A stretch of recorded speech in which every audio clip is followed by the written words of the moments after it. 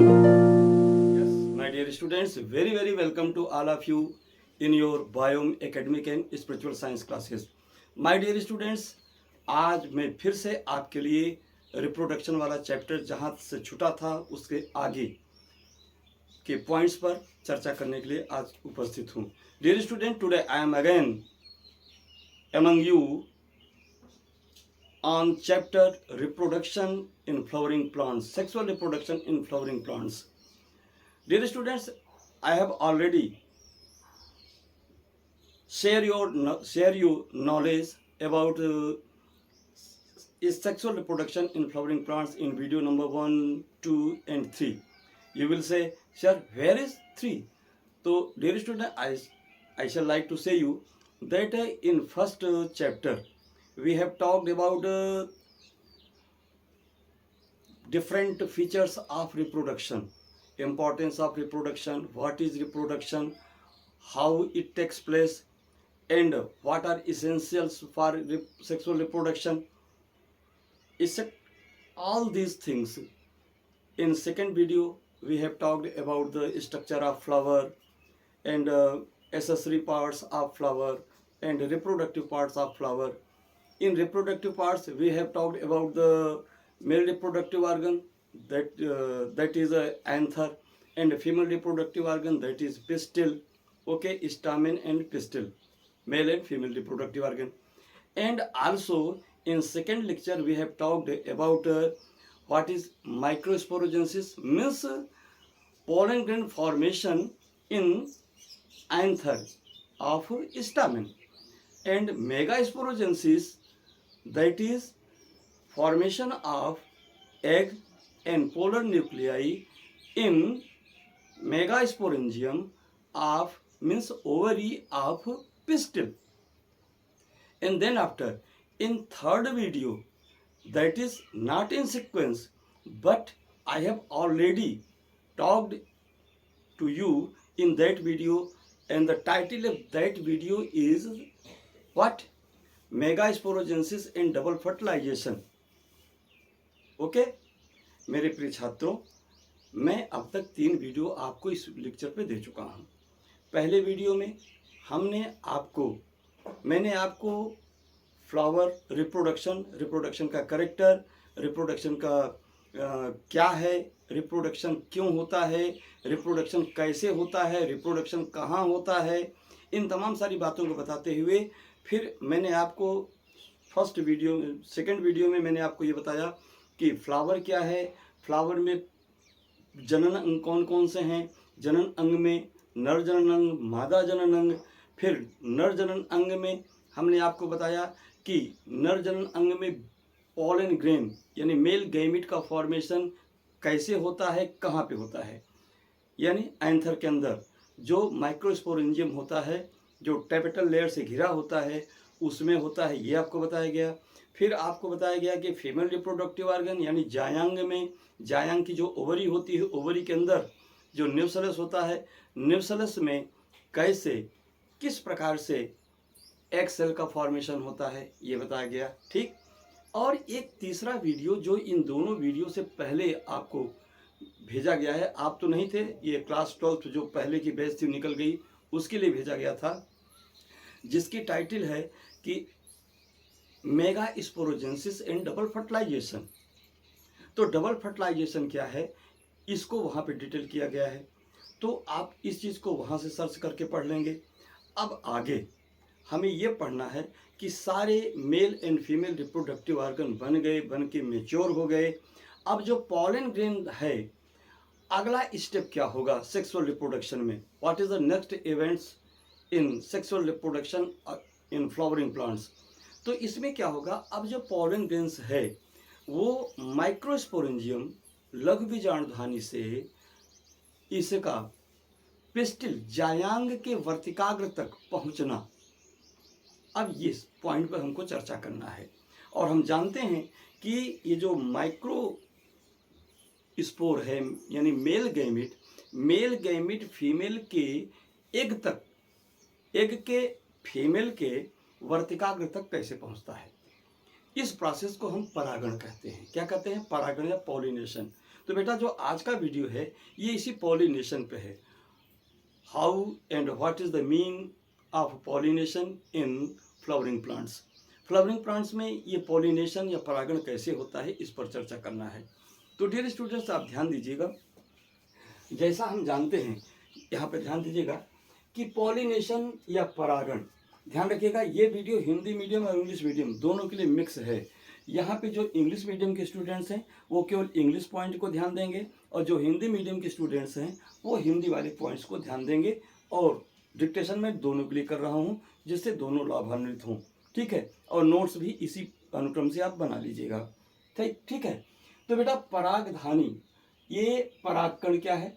परागधानी, परागधानी माने जहाँ पर एंथर में, परागकोश में जहाँ पर परागकण बनते हैं, वहाँ से उस धानी का फटना, फटने के बाद वहाँ से 2 न्यूक्लिएटेड स्टेज या 3 न्यूक्लिएटेड स्टेज में, आपने पढ़ा ना कि 60% में क्या होता है, 60% क्या होता है, 3 न्यूक्लिएटेड स्टेज में 3 केंद्र की अवस्था में परागकण क्या होता है, परागधानी से मुक्त होता है। और 40% में 2 केंद्र की अवस्था में परागकण परागधानी से मुक्त होता है। तो जब परागकण परागधानी से मुक्त हो जाए तो परागधानी से परागकणों का जायांग के वर्तिकाग्र तक पहुंचना परागण कहलाता है। ठीक है, ये हिंदी मीडियम के लिए। इंग्लिश मीडियम के लिए क्या कहना है? Transfer of pollen grains from microsporangium that is anther to stigma of pistil is termed as pollination. Okay, अब नेक्स्ट पॉइंट क्या है कि एज वी नो पुष्पी पादपों के नर और मादा युग्मक क्या होते हैं? नर युग्मक हो चाहे मादा युग्मक हो, ये क्या होते हैं? ये अचल होते हैं, नॉन मोटाइल होते हैं। अतः इनमें परागण के लिए बाह्य कारकों की आवश्यकता होती है। ये बाह्य कारक क्या हो सकते हैं? ये बाह्य कारक आपके जो है वायु हो सकता है, जल हो सकता है, कीट हो सकता है, पक्षी हो सकते हैं। इन कारकों की आवश्यकता होती है, क्योंकि बेचारे न तो परागकण मोटिलिटी होती है, न तो वो चल सकता है, न तो एम्ब्रियो सैक में बैठा हुआ जो एग सेल है न तो वो ही चल सकता है। दोनों में मोबिलिटी नहीं होती है, दोनों नॉन मोटाइल होते हैं। तो कैसे ये दोनों एक दूसरे से मिलेंगे? अब मिलेंगे नहीं तो निषेचन कहाँ से होगा? चाहे डबल फर्टिलाइजेशन चाहे सिंगल फर्टिलाइजेशन हो, फर्स्ट फर्टिलाइजेशन हो, ये फर्टिलाइजेशन हो नहीं सकता जब तक ये वहाँ नहीं पहुँचेंगे। तो इनका अपने मैन्युफैक्चरिंग प्लेस से पिस्टिल के यानी जायांग के वर्तिकाग्र तक पहुँचने की क्रिया किसी अन्य माध्यम के द्वारा, एजेंट्स के द्वारा पूरा होता है। ये एजेंट्स पानी भी हो सकते हैं, जल भी हो सकते हैं, कीट भी हो सकते हैं, पक्षी भी हो सकते हैं। ठीक, तो क्या कह रहे हैं कि as male and female gametes of angiosperms are non motile, therefore they need external agents to achieve pollination. Pollination के लिए क्या होगा? उनको एक्सटर्नल एजेंट्स की आवश्यकता होती है। और प्रोबेबली ये एक्सटर्नल एजेंट्स क्या हो सकते हैं? ये संभावित बाह्य कारक वायु, जल, कीट और पक्षी होते हैं। ठीक है, possible external agents may be air, water, insects and birds. क्या होंगे? Air, water, insects and birds. बेटा ध्यान रखना, जो एनसीईआरटी की मेडजी है उसमें बहुत सारे राइटर्स ने इसमें बहुत सारे मटेरियल्स को क्या किया है? मर्ज कर दिया है, लेकिन ये हमारे लिए भ्रामक हैं। एनसीईआरटी जो है, आप एनसीईआरटी के लिमिट से बाहर जाएंगे तो थोड़ा बहुत जाना तो ठीक है, लेकिन ज़्यादा बाहर जाना अपने लिए परेशानी खड़ा करने के बराबर है। क्योंकि हायर कॉम्पिटिटिव एग्जाम में या बोर्ड की एग्जामिनेशन में आपसे वही पूछा जाएगा whatever it has written in your NCERT. Therefore, why you try to go beyond the limit? This exceeding from your limit will cause trouble to you. ये अपने पॉइंट से ज़्यादा जानना आपके लिए जो है परेशानी खड़ी करेगी। मैं फिर कह रहा हूँ कि इस ज़िंदगी में, इस दुनिया में बहुत सारी चीज़ें सीखने के लिए हैं, लेकिन हर चीज़ों को सीखने की एक लिमिट, एक लेवल है। तो आप जिस लेवल पे हैं उसके लिए जो प्रिस्क्राइब्ड सिलेबस है वहीं तक आप अपने को एक्सटेंड कीजिए। अपने नॉलेज को उस लेवल तक 100% आप ले लीजिए, यही आपका सबसे बड़ा परफेक्शन है। बाकी चीज़ें उम्र के बढ़ने के साथ साथ और भी चीज़ों को उसको ब्रॉड करते जाइए। और हमारे बहुत सारे स्टूडेंट्स हैं जो मिसगाइडेड होते हैं। वो क्या करते हैं कि अपनी चीज़ को, अपनी इस ब्यूटी को, रिटन ब्यूटी को मेंटेन करने के लिए क्या करते हैं कि सोचते हैं कि मैं कितना मसाला भर दूं, और मसाला ही से, मसाले से क्या होता है कि नोट्स भर जाता है और जो इसेंशियल इंग्रेडिएंट्स हैं वो लैप्स कर जाते हैं, वो कम हो जाते हैं, कम ही रह जाते हैं। तो वहाँ पे मार्किंग हमारी घट जाती है, या हमने अननेसेसरी जो एक्स्ट्रा नॉलेज गेन कर रखा है वो आपके लिए नहीं बेटा, वो अभी है लेकिन अभी नहीं है। तो अभी जितना प्रिस्क्राइब्ड है उतना ही लीजिए, ठीक है। इसलिए मैं अपने हर स्टूडेंट से कहता हूँ बेटा, आपको किसी भी प्रकार की मिर्जी की आवश्यकता नहीं है। आप केवल केवल केवल अपनी एनसीईआरटी को पढ़िए, 100 बार पढ़िए। किसी समझदार ने कहा है कि read 1 books 100 time but not 100 books 1 time. किसी एक ही किताब को, और वो किताब हमारी एनसीईआरटी है, उसको 100 बार पढ़िए, और 100 किताबों को एक बार पढ़ने से बेहतर है कि एक ही किताब को 100 बार पढ़िए, ठीक है। आपकी पोटेंसी जो है वो इंक्रीज करेगी ठीक है। तो ये जो पॉसिबल फैक्टर्स दिए गए हैं, अब यहाँ पे देखिए, जबकि हम जानते हैं एनिमोफिली, हाइड्रोफिली, एंटोमोफिली, ऑर्निथोफिली, ये हमारी एनसीईआरटी में इन टर्म्स का यूज नहीं किया गया है। वहाँ किया गया है कि pollination by wind, pollination by water, pollination by insects, pollination by birds, इतना दिया गया है। तो हमने अगर एक्सीड किया, केवल इतना है कि भाई इस प्रकार का पॉलिनेशन होगा तो उसको क्या कहते हैं, इस प्रकार से पॉलिनेशन होगा क्या कहते हैं, ठीक है। तो इतना एक्सीडिंग, इतना जो है ज़्यादा जान लेना वो चलता है, वो सोने में सुहागा हो जाता है। लेकिन पता चला कि सुहागा ही सुहागा हो गया, सोना गायब हो गया, तो ये नेगेटिव हो जाएगा ठीक है। तो अब इसी कॉन्सेप्ट को हम यहाँ समझ लेते हैं कि ग्राफिकली पॉलन ग्रेन है, ये स्टिग्मा है, ठीक है। स्टिग्मा माने वर्तिकाग्र, ये परागकण है। परागकण परागधानी से मुक्त हुआ। अब परागकण यदि हवा के माध्यम से स्टिग्मा तक पहुंच रहा है तो इसको हम क्या कहेंगे, विंड पॉलिनेशन। और विंड पॉलिनेशन को एनिमोफिली भी कहा जाता है।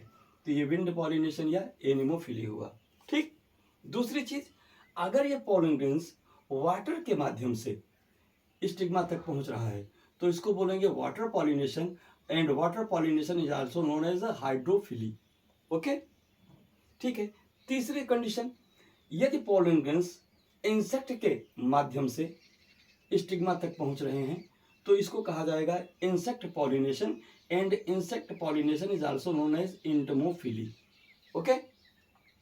And fourth condition, if pollen grains are reaching to stigma with the help of birds then it will known as ornithophily।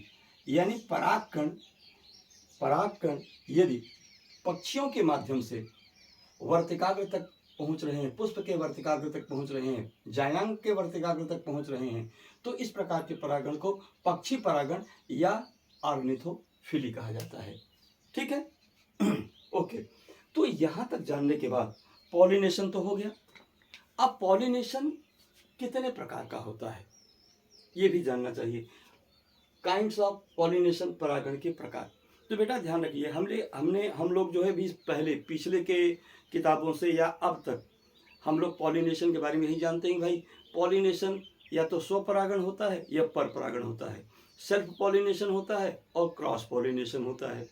Self pollination में हम लोगों ने ये पढ़ा कि जब उसी एक जाति के एक ही पुष्प के परागकण उसी पुष्प के वर्तिकाग्र तक पहुँचें, चाहे हवा के माध्यम से, चाहे पानी के माध्यम से, चाहे कीट के माध्यम से, चाहे पक्षी के माध्यम से, तो यह स्वपरागण कहलाएगा, ठीक है। और यदि एक ही जाति के भिन्न पौधों के पुष्पों के वर्तिकाग्र से पुष्पों के परागकोश से परागकण उसी पुष्प के वर्तिकाग्र तक पहुँचें या उसी जाति के किसी दूसरे पुष्प के वर्तिकाग्र तक पहुँचें, इसका परागकण उस पुष्प पे जाए, उसका परागकण इस पुष्प पे आए, तो इस प्रकार के परागकण को क्रॉस पॉलिनेशन या परपरागण कहा जाता है, ठीक है। वो बात आज भी सही है। एनसीईआरटी में ये 3 नाम आपको भले मिल गए हैं, लेकिन बात वही है। अब जैसे स्वपरागण, स्वपरागण ये जो ऑटोगैमी और जिटेनोगैमी है, यानी स्वपरागण और सजात पुष्पी परागण, ये दोनों परागण क्या हैं? सेल्फ पॉलिनेशन है, स्वपरागण के अंतर्गत आते हैं। और यह जो जीनोगैमी है, यह क्रॉस पॉलिनेशन या परपरागण के अंतर्गत आता है। ठीक है। और ध्यान रखिएगा कि यहाँ पे एक संकेत बना हुआ है, क्या है? मोनोसियस। ऐसे पुष्प, एंजियोस्पर्म के ऐसे पुष्प जो क्या होते हैं?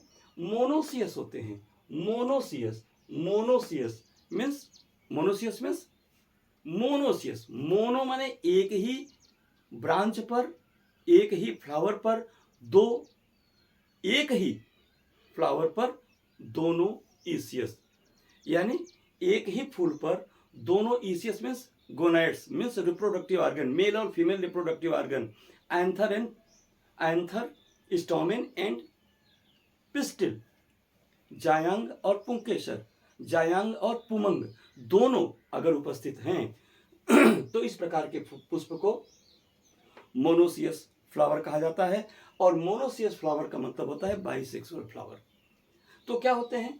द्विलिंगी पुष्पों में स्वपरागण या सजात पुष्पी परागण, जिटेनोगैमी या ऑटोगैमी होता है। और एक लिंगी पुष्पों में यानी डायोसियस फ्लावर में मीन्स यूनिसेक्सुअल फ्लावर में क्या होता है? जीनोगैमी या परपरागण की क्रिया होती है। अब आइए हमारी एनसीईआरटी में क्या कहा गया है? एनसीईआरटी में कहा गया है कि ऑटोगैमी क्या है। तो autogamy is pollination with in the same flower. एक ही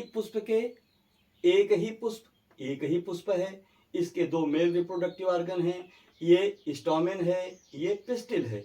तो स्टोमेन से जो रिलीज्ड पॉलन ग्रेन्स हैं, ये पॉलन ग्रेन्स उसी फ्लावर के स्टिग्मा पर पहुंच जाएं, ये कंडीशन क्या कहलाती है?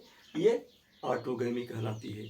ऑटो माने होता है सेल्फ, गैमी मीन्स होता है मैरिएज, यानी स्वयं ही परागित हो जाना। पुष्प का, द्विलिंगी पुष्प का आपस में ही परागण कर लेना, इस प्रकार से ये ऑटोगैमी हुआ। और एक ही पुष्प में परागण की क्रिया, ये क्या कहलाती है? ऑटोगैमी। अगली कंडीशन क्या कह रहे हैं? इट माने autogamy requires synchrony in pollen shed and receptivity of stigma. तो यहाँ एक कंडीशन दे रहे हैं कि ऑटोगैमी के लिए एक बहुत बड़ी चीज आवश्यक होती है। वो क्या होता है कि इसके लिए परागकण एवं वर्तिकाग्र में समकाल परिपक्वता होनी चाहिए। समकाल परिपक्वता मतलब एक ही समय पर दोनों का मेच्योर हो जाना चाहिए। उसको पॉलिनेशन के लिए मेच्योर हो जाना चाहिए, अब उसको पॉलन ग्रेन को एक्सेप्ट करने के लिए अपने को प्रिपेयर कर लेना चाहिए। तो यह पॉलन ग्रेन का मेच्योरिटी और जो स्टिग्मा है, स्टिग्मा की मेच्योरिटी एट ए टाइम होनी चाहिए। इसी को क्या कहते हैं? सिंक्रोनी कहते हैं। ठीक है, एक ही समय पर परिपक्व हो जाना सिंक्रोनी है। अगली चीज क्या करें? Stigma and anther should be closer to each other. ठीक है, ये ऑटोगैमी में हेल्पफुल होता है। ऑटोगैमी को इजिली और इन मोर ओवर सक्सेसफुल बनाने के लिए, ज़्यादा से ज़्यादा सफल बनाने के लिए जरूरी होता है कि ये जो फूल में, एक ही पुष्प में, बाइसेक्सुअल फ्लावर में, मोनोसियस फ्लावर में क्या हो, ये जो एंथर और ये जो स्टिग्मा है, ये दोनों एक दूसरे के नज़दीक हों, क्लोजर हों। क्लोजर होने से क्या होता है कि उसमें पॉलिनेशन, ऑटोगैमी की प्रोबेबिलिटी बढ़ जाती है and more over pollination successful हो जाता है। ठीक है, एग्जाम्पल इसमें क्या है? ध्यान रखिएगा। वायोला जिसको पेंसी भी कहते हैं, ऑक्जेलिस जिसको खट्टी फूटी भी कहते हैं, कोमेलिना जिसे क्या कहते हैं? कनकौआ भी कहते हैं। ये ध्यान रखिएगा, ये जो इन पौधों का नाम आपको लिया गया, ये ऐसे पौधे हैं जिसमें 2 प्रकार के फ्लावर लगते हैं, क्लिस्टोगैमस और चैजमोगैमस। यानी इनमें जो है भूमिगत जमीन के अंदर ऐसे फूल लगते हैं जो कभी खुलते नहीं, हमेशा बड कंडीशन में होते हैं। ठीक है, ऐसे फ्लावर्स को अनउन्मिलनी या क्लिस्टोगैमस फ्लावर कहा जाता है।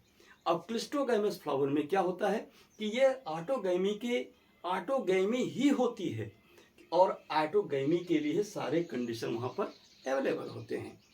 लेकिन इसमें जो चैजमोगैमस फ्लावर होते हैं, यानी जो जमीन के बाहर एरियल पार्ट में वायुमंडल में खिलते हैं, वो ओपन होते हैं, ब्लूमिंग करते हैं, खिलते हैं।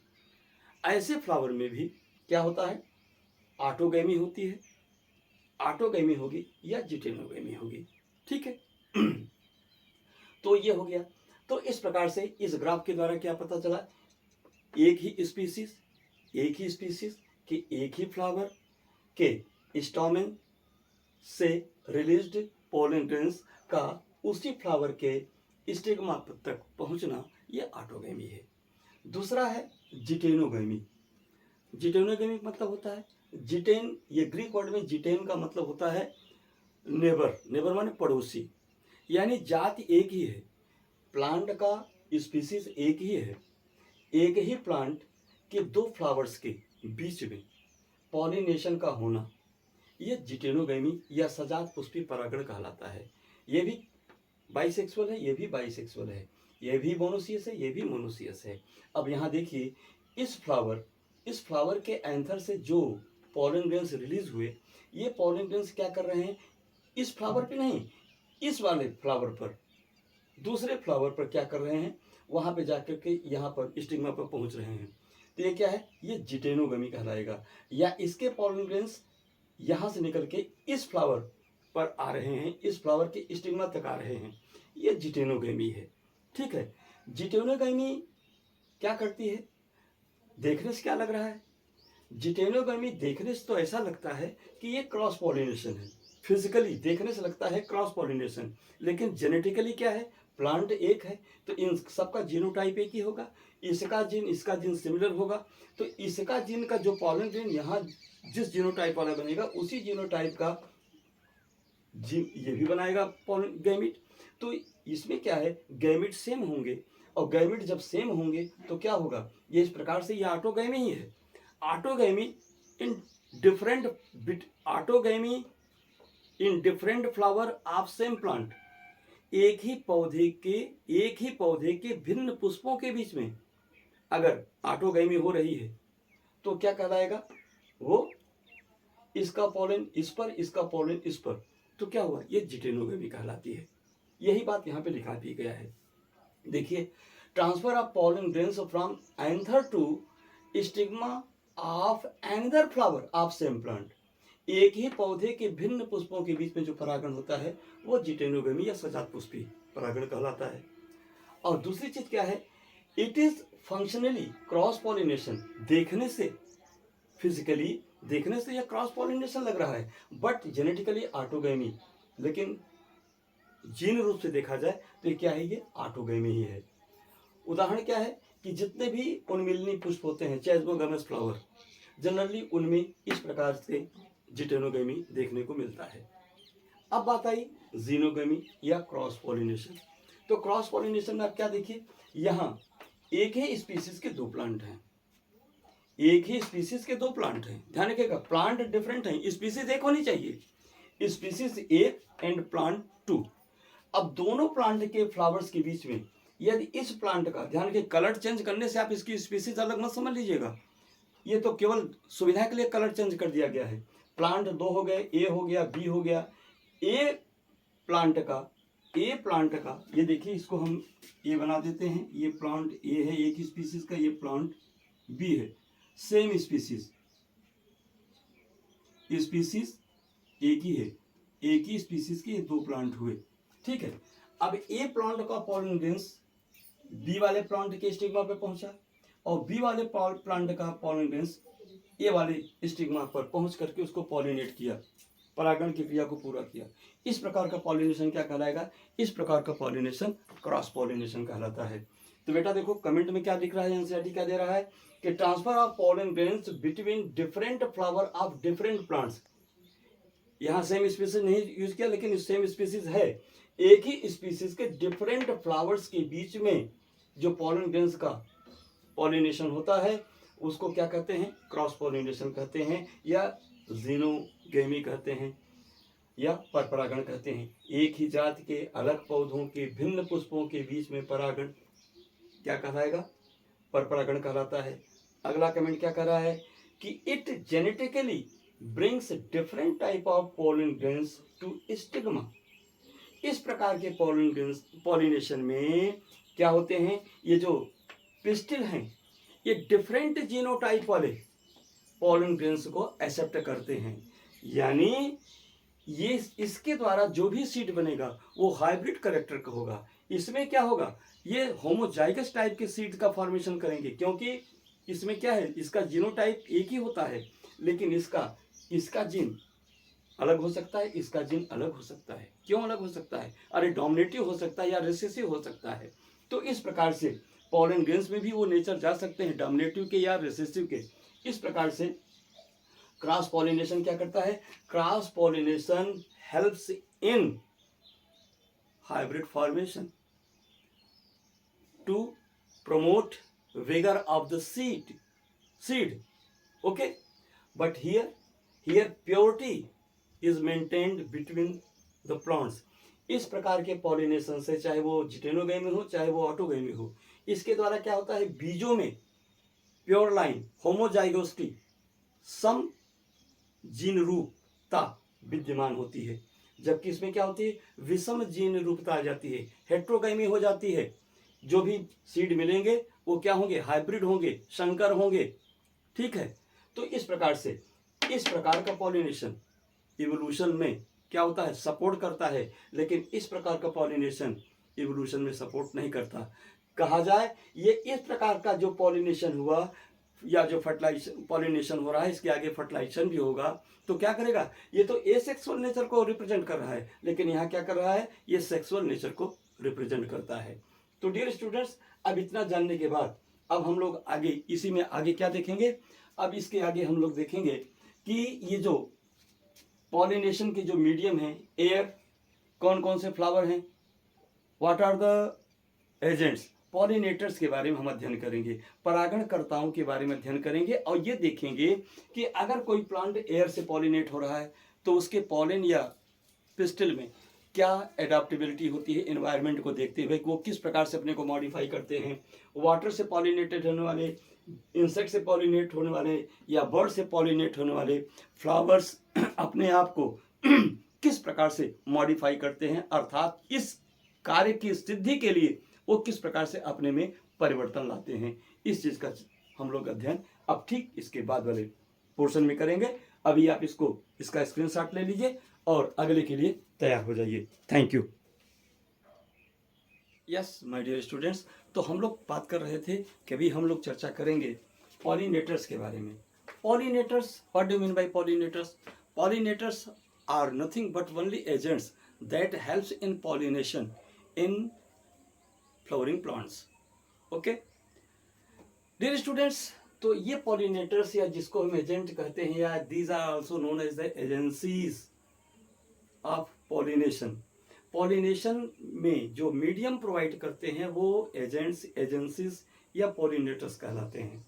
तो बेटा अगर हम पॉलिनेटर्स को क्लासीफाई करें फॉर बेटरमेंट ऑफ स्टडी तो क्या होगा, इसमें हम पाते हैं कि pollinators are of two types, abiotic pollinators and biotic pollinators. हमारी क्लास 12th की एनसीईआरटी में जो दिया गया है उस हिसाब से हम जानेंगे। तो जो पॉलिनेटर्स होते हैं वो एबायोटिक और बायोटिक नेचर के होते हैं। एबायोटिक नेचर के वो पॉलिनेटर्स होते हैं जो नॉन लिविंग है, जैसे कि वाटर और एयर। ठीक है, और बायोटिक में डिफरेंट टाइप ऑफ इंसेक्ट्स आएंगे, लिविंग्स आते हैं जो दैट हेल्प्स इन पॉलिनेशन। वैसे तो बहुत सारे हैं, लेकिन what ever determined, what ever in our syllabus, I have talked to only those. Okay. Yes, dear students, let us come to study one by one. First of all, we shall prefer abiotic pollinators. तो abiotic pollinators बताने से पहले एक चीज़ आपको ये बता दें कि यहाँ पर हमने हिंदी इंग्लिश मीडियम दोनों के लिए ये सुविधा मुहैया कराई है। तो abiotic pollinators are the pollinators that is wind and water. Now we have to know what is the characteristic features of that flower that is pollinated by air.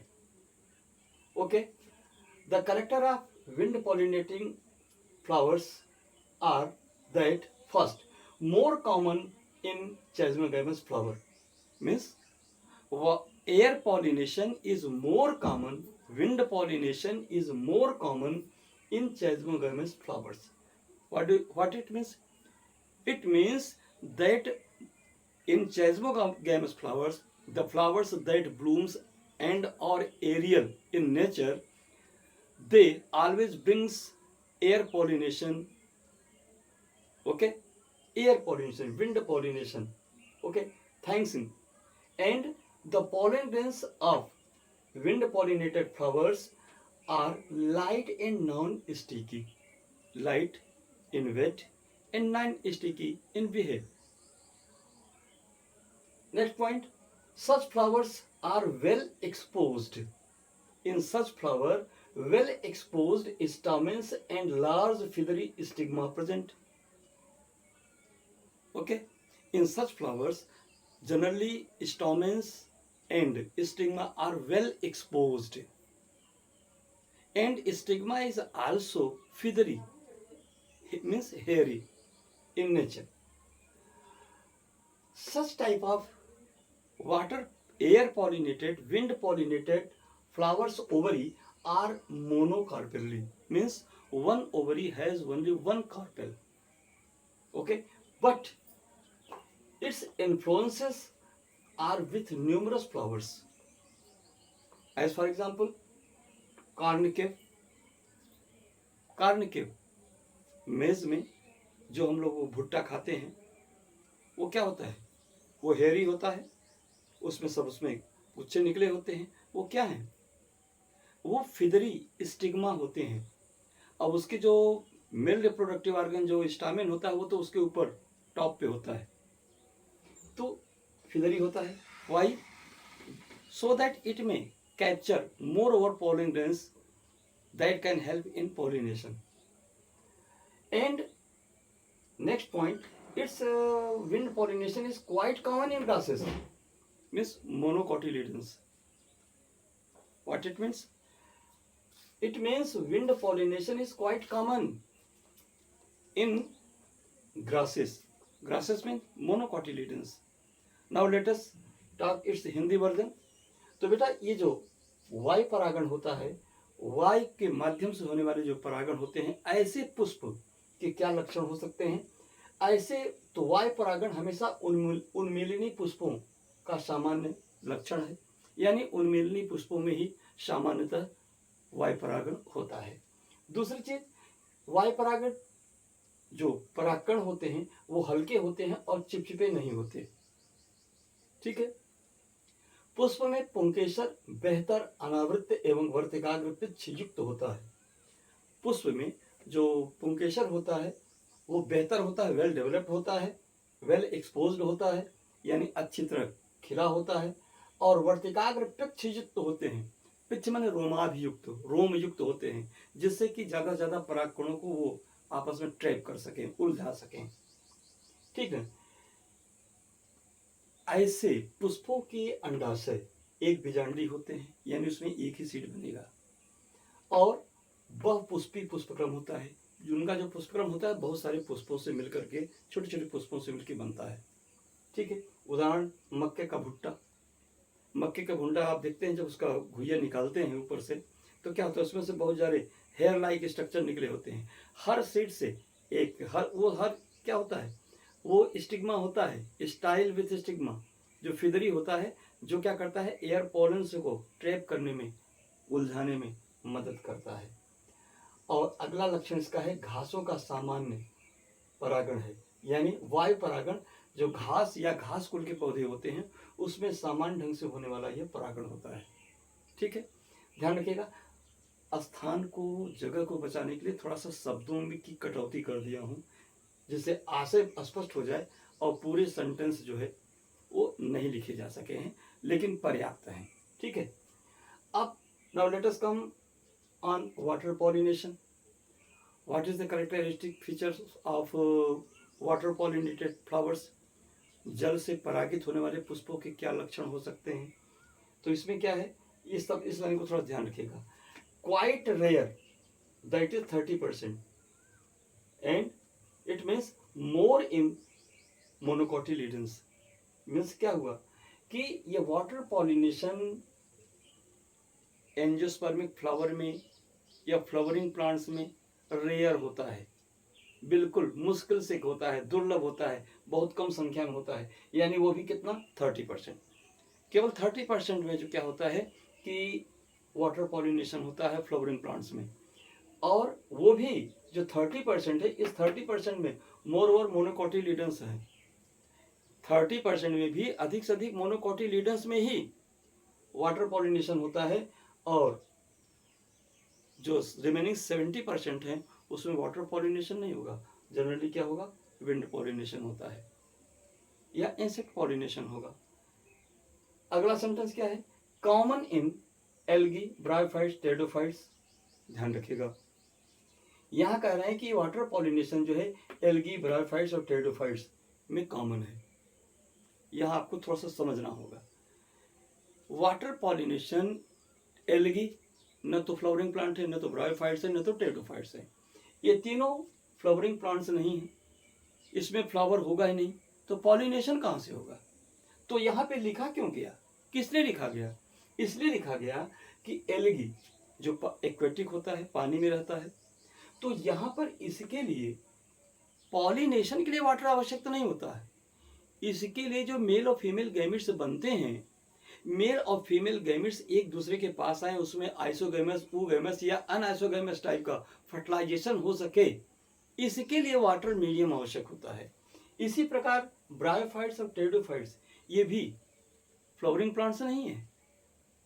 ये क्या है, ये इनमें केवल एंथ्रीडिया में जो एंथ्रोजॉइड्स बनते हैं, आर्किगोनिया में जो एक बना है, तो एंथ्रीडिया में बने हुए एंथ्रोजॉइड्स का आर्किगोनिया में बने हुए एक के पास तक पहुंचने के लिए वाटर मीडियम आवश्यक होता है।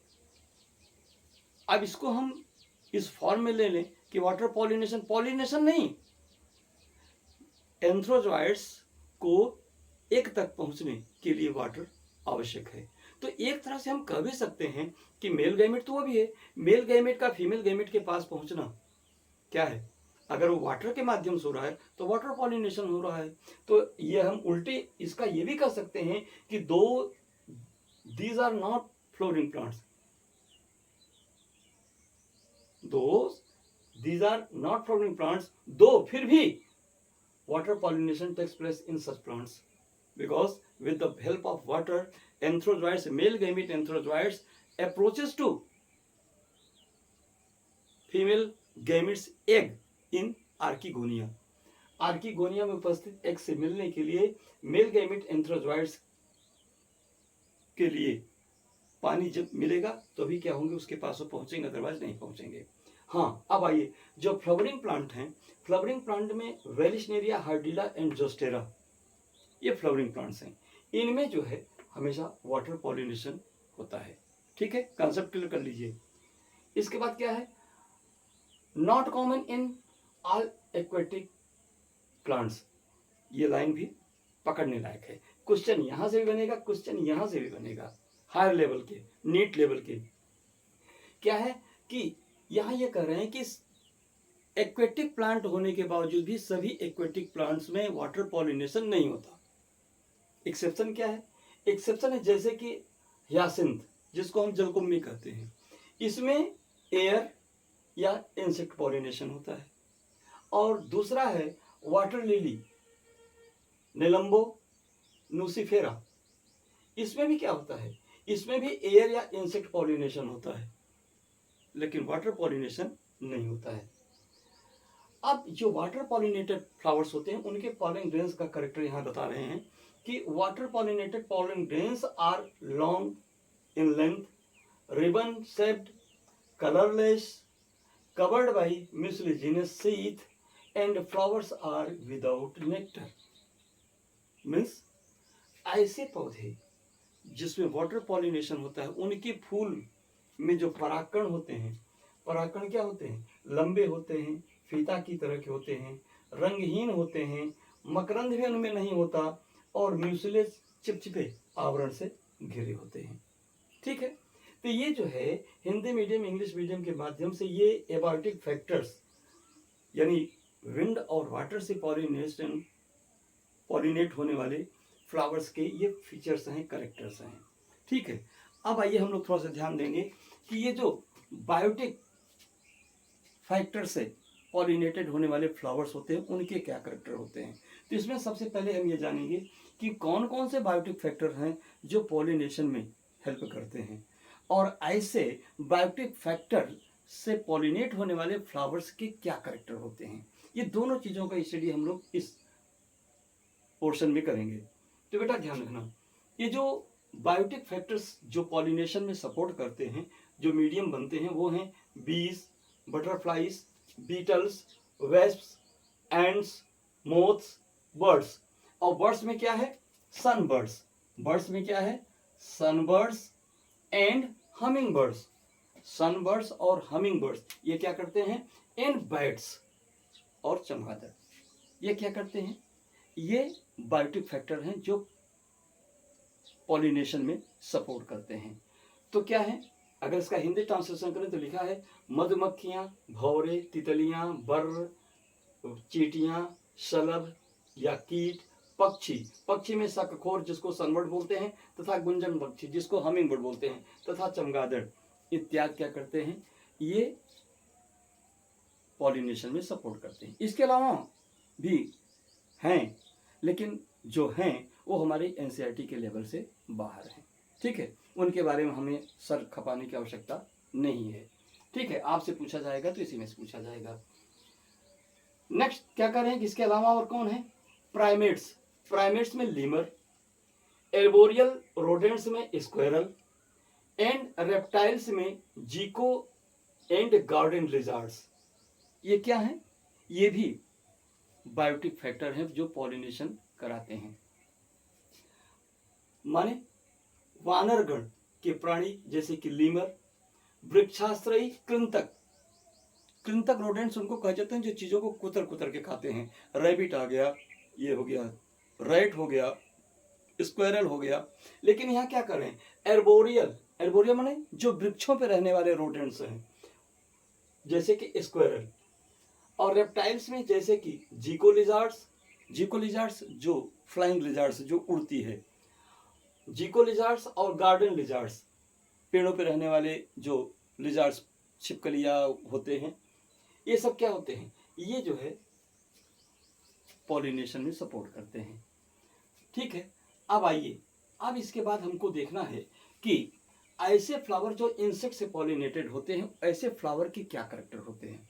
तो ध्यान रखिएगा, insect pollinated flowers are large, colourful, fragmented and rich in nectar. क्यों? These are the attractions to attract insects. Insects को अट्रैक्ट करने के लिए ऐसे फ्लावर लार्ज होते हैं, इजिली क्या हम विजिबल हो सकें, कलरफुल होते हैं जिससे इजिली आइडेंटिफाइड हो सकें, फ्रेगमेंटेड सुगंधित होते हैं जिससे स्मेल को फील करने वाले इंसेक्ट्स उसके पास आ सकें, एंड रिच इन नेक्टर्स जैसे मधुमक्खियाँ इत्यादि हैं, इनको शहद चाहिए, नेक्टर चाहिए, तो उसके लिए क्या है? These are the rewards of such flowers. Such type of flowers, insect से पॉलिनेटेड होने वाले फूलों के क्या है? ये रिवार्ड्स हैं। क्या? साइज का ये अट्रैक्शन है, साइज का लार्ज होना, कलरफुल होना, फ्रेगमेंटेड होना and rich in nectars, nectars में भरपूर होना। This nectar is reward, reward to insects. जो कीट इनको परागित करेंगे उनके ये पुरस्कार होते हैं जो इनके पास होते हैं, जबकि इन पौधों की इनकी कोई आवश्यकता नहीं होती है, फिर भी इनके पास होते हैं। क्यों? क्योंकि इसी लालच से इंसेक्ट इनके पास आएंगे और क्या करेंगे? इनका पॉलिनेशन भी करा देंगे और बदले में वो जो है नेक्टर को ले जाएंगे। इस पर अभी चर्चा आगे करते हैं। तो ये फ्लावर्स के कैरेक्टर होते हैं। एंड जो फ्लावर्स होते हैं जो स्मॉल प्रकार के छोटे आकार के अगर फूल हैं, अगर फूल बड़े नहीं हैं, छोटे आकार के हैं, small flowers are clustered into inflorescences. छोटे फूल क्या होते हैं? छोटे फूल अपने पुष्पक्रम में वो क्या करते हैं? झोपा बना के, झोपा क्या कहते हैं, गुच्छे बना करके उपस्थित होते हैं, जिससे कि अगर एक भी कीट अगर आ गया, 4 6 10 20 फूलों पर अगर टहल दिया तो उनका पॉलिनेशन हो जाएगा। ठीक है। तो इसका हिंदी वर्जन क्या हुआ कि कीट परागित पुष्प बड़े होते हैं, रंगीन होते हैं, सुगंधित होते हैं, मकरंद से भरपूर होते हैं, और छोटे पुष्पों में गुच्छ पुष्प क्रम होता है, यानी कई छोटे छोटे पुष्प मिलकर के गुच्छे बनाते हैं, जिससे जो परागण में सहायक होता है। अब आइए अगला पॉइंट हम देखते हैं कि ऐसे फ्लावर्स जो फ्लाइज से, मक्खियों से या बीटल, भौरों से क्या होते हैं, भौरे माने भौरे क्या कहेंगे, भृंग, जो मक्खियों या भृंगों से परागित होने वाले पुष्प होते हैं, वो क्या होते हैं, आर ऑफ फोल ओडर्स, उनमें दुर्गंध आती है, सड़े हुए मांस जैसी दुर्गंध आती है। तो आप जानते हैं कि जो भृंग होते हैं या जो फ्लाइज होते हैं, इनको गंध ही प्यारी है, इसलिए ऐसे कीटों से परागित होने वाले पुष्प क्या करते हैं, सड़े मांस जैसा गंध क्या करते हैं, स्रवित करते हैं या छोड़ते हैं, जिसकी वजह से क्या होते हैं, ये कीट आकर्षित होकर उसके पास जाते हैं और उनमें परागण हो जाता है। अब इसमें क्या है, इसका हिंदी वर्जन देखें तो मक्खियों बीटलों से परागित होने वाले पुष्प क्या होते हैं, मलिन गंध वाले होते हैं, यानी बदबूदार होते हैं, सड़े मांस जैसी बदबू आती है। और इसमें इसका एक एग्जाम्पल रेफ्लेशिया, बेटा ध्यान रखना, रेफ्लेशिया विश्व का सबसे लार्ज फ्लावर कहलाता है, जिसका डायमीटर लगभग 1 मीटर तक होता है, 1 मीटर तक होता है। और क्या होता है, यह क्या करता है, इससे सड़ने वाले मांस जैसी बदबू आती है। इस बदबू से आकर्षित होकर के क्या करते हैं, ये मक्खियां या बीटल इसके पास आते हैं और आकर के उस पर डोलेंगे, उस पर मूव करेंगे, जिसकी वजह से क्या होता है, वो उसके पॉलेंस को उसके स्टिग्मा तक पहुंचा देते हैं। इस प्रकार से उनमें पॉलिनेशन हो जाता है। ठीक है। अब आइए एक नई बात कही जा रही, जो भी जिसके बारे में चर्चा कर रहा था, nectars and pollen grains are useful floral rewards. ये जो मकरंद और परागकण होते हैं ना, ये फूलों द्वारा प्रदत्त सामान्य उपहार होते हैं, रिवार्ड उपहार होते हैं, किसके लिए, उनके लिए जो इनको परागित करेगा। ठीक है। अगर उपहार नहीं होगा तो यहाँ पर तो कोई काम बिना उपहार का होने वाला नहीं है। तो क्या होते हैं, इनके पास ये उपहार होते हैं। अब आप ध्यान रखिएगा, amorphophallus and yucca provides place to insects to lay eggs in it as rewards. अच्छा, यहाँ तो आपको गिना दिया गया क्या कि ये नेक्टर एंड पोलन ग्रेन्स, ये क्या होते हैं, ये उपहार होते हैं। ठीक है, पॉलिनेशन कराने वाले के लिए। अब जिसके पास नेक्टर या पोलन ग्रेन नहीं होगा, वो क्या करेंगे, उनमें पॉलिनेशन नहीं होगा। नो, उनके पास भी कुछ न कुछ युक्ति होती है उपहार देने के लिए। जैसे एमार्फोफिलस, बेटा एमार्फोफिलस दुनिया का सबसे लॉन्गेस्ट फ्लावर है, जिसकी लेंथ लगभग 6 मीटर तक होती है। ठीक है, ये लॉन्गेस्ट फ्लावर है। और युक्का इसी श्रेणी में आकर के क्या होते हैं, ये सब चेस्मोगैमस फ्लावर होते हैं। वो क्या करते हैं, ये इंसेक्ट्स को अपने अंदर अंडे देने के लिए क्या करते हैं, ये आमंत्रित करते हैं। तो ये इंसेक्ट क्या करते हैं, इनके अंदर जाकर के अंडे देते हैं। अंडे इनके फूलों में ही रह करके क्या होते हैं, बड़े होते हैं। और बड़े होने के बाद जब वो मूव करते हैं बाहर निकलने के लिए, तो उसी माध्यम से क्या हो जाता है, ये उसके पॉलेंस को उसके स्टिग्मा तक पहुंचा देते हैं। तो इस प्रकार से इनमें पॉलिनेशन हो जाता है। तो कहने का मतलब क्या हुआ कि ऐसे पुष्पों में उनको पॉलन, उनके अंडे देने के लिए टू ले एग्स जो प्लेस प्रोवाइड किया जाता है, यह प्लेस ही क्या होता है, यह रिवार्ड होता है। ठीक है। अब आइए लास्ट पॉइंट इसमें यह है कि पोलन रोबर्स यानी पोलन परागकण के डकैत कौन है, या ऐसे डाकू कीट कौन है, रॉबर इंसेक्ट्स। रॉबर इंसेक्ट्स उनको कहा जाता है जो पॉलिनेशन के लिए किसी फ्लावर पे जाते हैं, वहां से पॉलिन या नेक्टर को तो ले लेते हैं, लेकिन उस फ्लावर को वो पॉलिनेट नहीं करा पाते। तो क्या हुआ, ये चोरी हुई ना, डकैती हुआ ना, कि भाई आप किसी के पास गए, उपहार तो ले लिया, लेकिन किस लिए उपहार दिया गया वो है, उसका पालन आपने नहीं किया। तो क्या हुआ, ये उपहार की चोरी हुई। तो क्या हुआ, ऐसे किड्स, द इंसेक्ट्स